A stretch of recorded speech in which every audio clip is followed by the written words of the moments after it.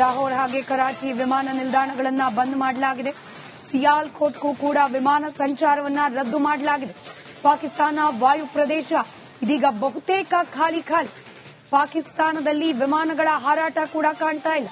ಇತ್ತ ಗಡಿಗಳಿಂದ ದೂರ ಸಾಗ್ತಾ ಇದ್ದಾರೆ ಗ್ರಾಮಸ್ಥರು.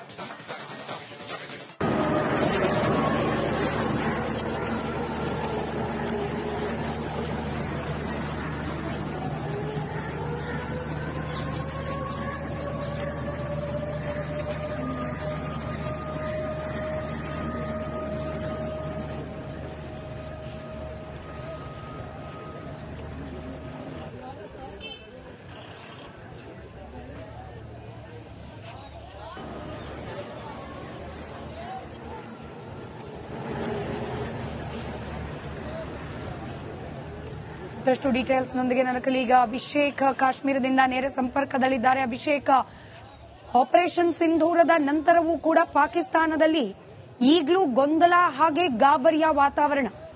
ಲಾಹೋರ್, ಕರಾಚಿ ಸೇರಿದಂತೆ ಪಾಕಿಸ್ತಾನದ ಬಹುತೇಕ ವಾಯು ಪ್ರದೇಶ ಇದೀಗ ಖಾಲಿಯಾಗಿರೋದು. ಡೀಟೇಲ್ಸ್ ಹಂಚಿಕೊಳ್ಳೋದಾದ್ರೆ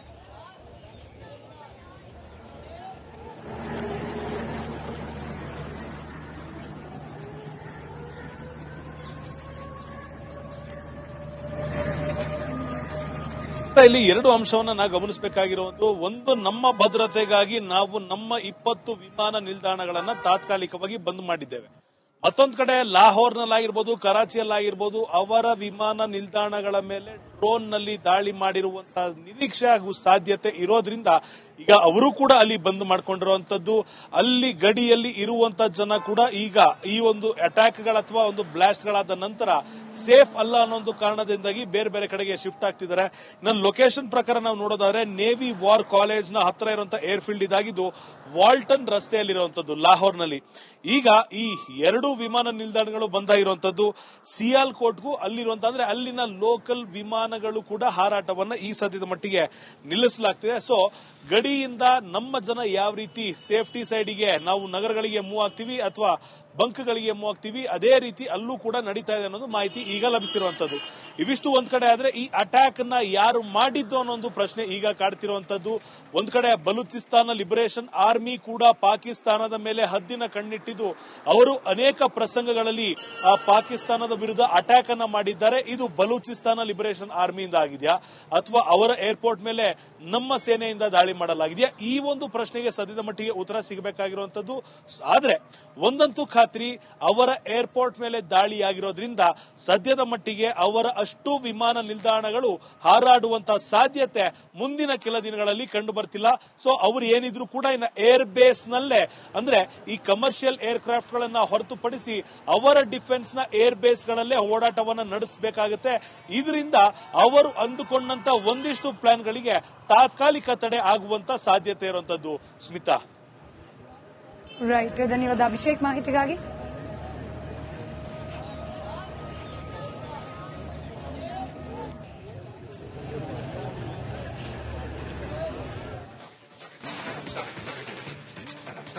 ಲಾಹೋರ್ ಹಾಗೆ ಕರಾಚಿ ವಿಮಾನ ನಿಲ್ದಾಣಗಳನ್ನ ಬಂದ್ ಮಾಡಲಾಗಿದೆ. ಸಿಯಾಲ್ಕೋಟ್ಗೂ ಕೂಡ ವಿಮಾನ ಸಂಚಾರವನ್ನ ರದ್ದು ಮಾಡಲಾಗಿದೆ. ಪಾಕಿಸ್ತಾನ ವಾಯು ಪ್ರದೇಶ ಇದೀಗ ಬಹುತೇಕ ಖಾಲಿ. ಪಾಕಿಸ್ತಾನದಲ್ಲಿ ವಿಮಾನಗಳ ಹಾರಾಟ ಕೂಡ ಕಾಣ್ತಾ ಇಲ್ಲ. ಇತ್ತ ಗಡಿಗಳಿಂದ ದೂರ ಸಾಗ್ತಾ ಇದ್ದಾರೆ ಗ್ರಾಮಸ್ಥರು.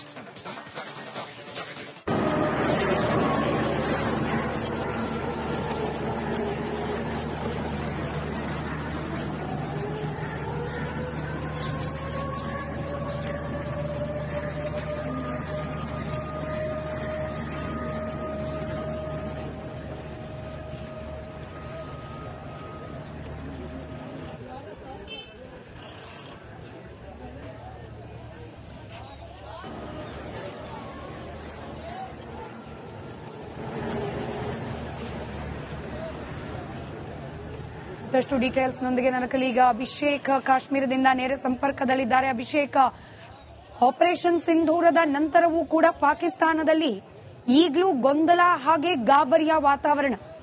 ಲಾಹೋರ್, ಕರಾಚಿ ಸೇರಿದಂತೆ ಪಾಕಿಸ್ತಾನದ ಬಹುತೇಕ ವಾಯು ಪ್ರದೇಶ ಇದೀಗ ಖಾಲಿಯಾಗಿರೋದು. ಡೀಟೇಲ್ಸ್ ಹಂಚಿಕೊಳ್ಳೋದಾದ್ರೆ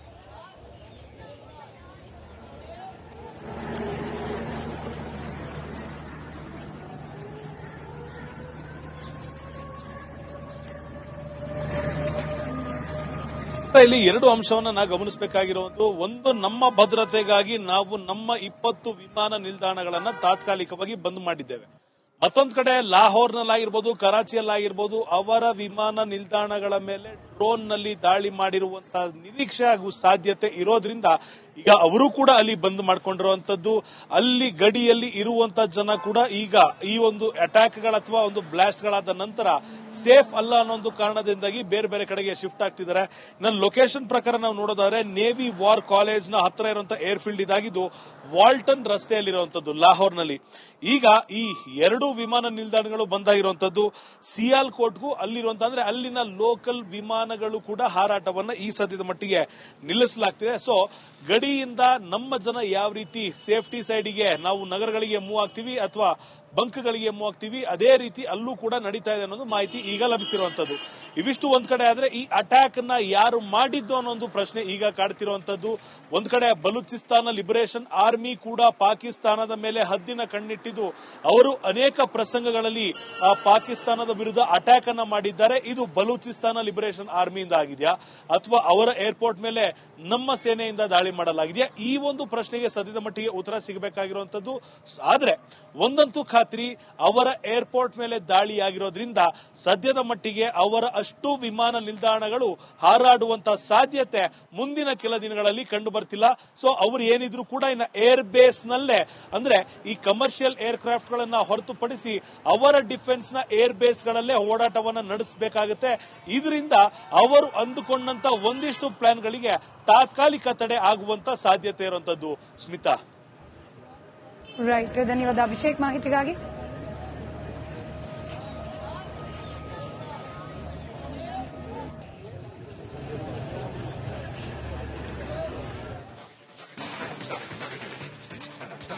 ಲಾಹೋರ್ ಹಾಗೆ ಕರಾಚಿ ವಿಮಾನ ನಿಲ್ದಾಣಗಳನ್ನ ಬಂದ್ ಮಾಡಲಾಗಿದೆ.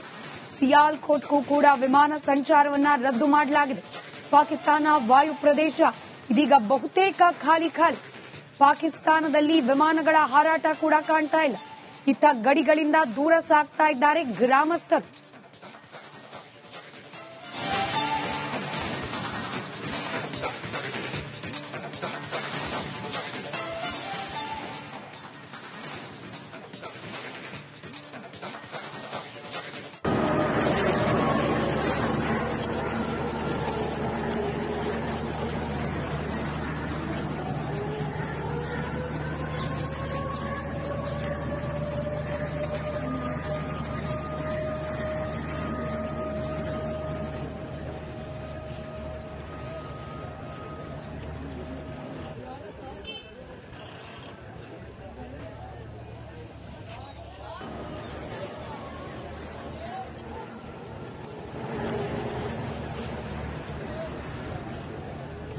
ಮತ್ತಷ್ಟು ಡೀಟೇಲ್ಸ್ ನೊಂದಿಗೆ ನನ್ನ ಕಲೀಗ ಅಭಿಷೇಕ್ ಕಾಶ್ಮೀರದಿಂದ ನೇರ ಸಂಪರ್ಕದಲ್ಲಿದ್ದಾರೆ. ಅಭಿಷೇಕ್, ಆಪರೇಷನ್ ಸಿಂಧೂರದ ನಂತರವೂ ಕೂಡ ಪಾಕಿಸ್ತಾನದಲ್ಲಿ ಈಗಲೂ ಗೊಂದಲ ಹಾಗೆ ಗಾಬರಿಯ ವಾತಾವರಣ.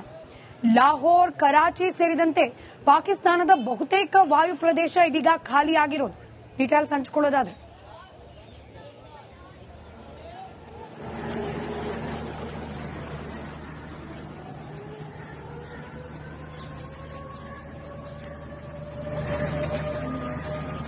ಇಲ್ಲಿ ಎರಡು ಅಂಶವನ್ನ ನಾವು ಗಮನಿಸಬೇಕಾಗಿರುವುದು, ಒಂದು ನಮ್ಮ ಭದ್ರತೆಗಾಗಿ ನಾವು ನಮ್ಮ 20 ವಿಮಾನ ನಿಲ್ದಾಣಗಳನ್ನ